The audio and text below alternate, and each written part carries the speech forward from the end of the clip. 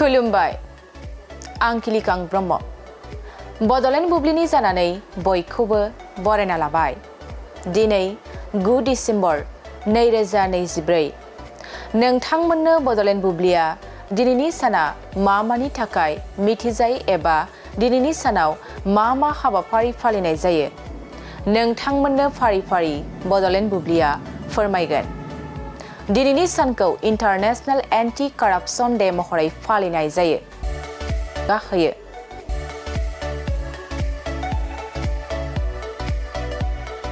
बेनि अनगायैबो दिनैनि सानखौ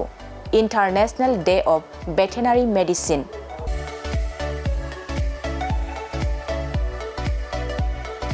तान्जानिया इन्डिपेन्डेन्स डे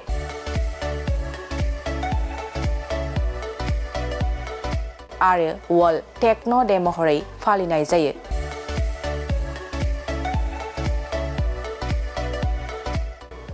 नोंथांमोननो बड'लेण्ड बुब्लिया दिनैनि सानाव मा हाबाफारिजों मिथिजायो आरो मा हाबाफारिखौ फालिनाय जायो फोरमायबाय गोजोन्थों।